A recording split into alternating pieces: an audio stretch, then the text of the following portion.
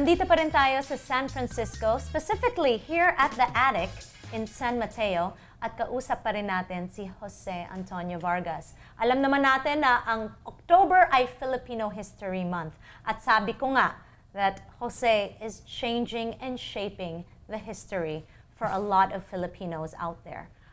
Jose, that's hard for me to believe, but yeah, okay. Jose, really, you're putting a face to this issue. And maybe you being Filipino is just incidental, but you're also giving hope to a lot of people that are Filipino that are in the same predicament. And not only that, people that aren't in that predicament all of a sudden have this understanding because you're putting a human aspect to what undocumented means. I am proud to be Filipino. I'm proud to speak Tagalog. I'm proud that I can make adobo, pretty good adobo.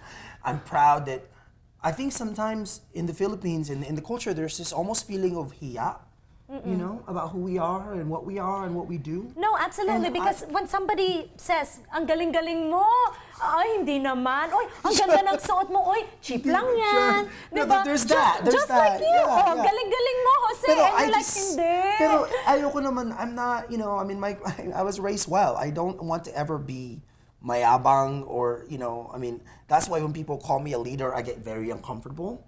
I feel like if you want a leader, go lead yourself. Don't look to me. But there are hardly any Filipino leaders. No, there aren't a lot. Pero I guess there's already a lot of pressure, and I don't want to add any more pressure.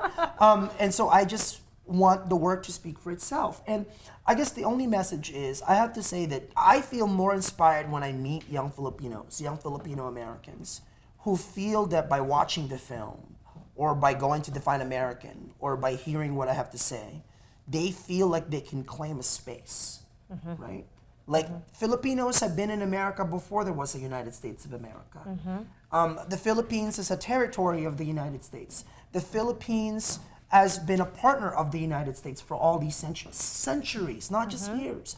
I don't think we as a Filipino community even realize our own history and have woken up to that. I mean, I cringe when I say Carlos Bolosan and people don't know who he is. I cringe when I say Jose Rizal, you know, who I happen to be named after because of Jose, don't know who Jose Rizal is, and the fact that he actually wrote in Spanish, you know, no limitan yan eh. Like, I cringe when there is more to being Filipino in America than having a nice house and driving a nice car and sending balikbayan boxes back home. Like, how do we become culturally and civically aware of who we are as a people, right? And that is what I feel like my work is. Well, you know, I'm proud of being Filipino, I'm proud of being American, and those two things can coexist. Absolutely. And your film, Documented, is a film that we've been discussing here on Kababayan Today. It's a film that changes you. It's a film that really opens your eyes to the gravity of the situation. Yes. And I just want to thank you, Jose, for speaking to us on Kababayan Today. And I'm hoping that you all get a chance to watch the film. Thank you. I really, really appreciate that. And as a Filipino-American filmmaker, it's really important that we support each other. Yes, That's absolutely. really, really important. Maraming salamat, Jose. Thank you for speaking with us on Kababayan Today. We will talk to Jose again next Tuesday as we wrap up October History Month. All right? So check that out, part 2 of Jose Antonio Vargas here on Kababayan Today.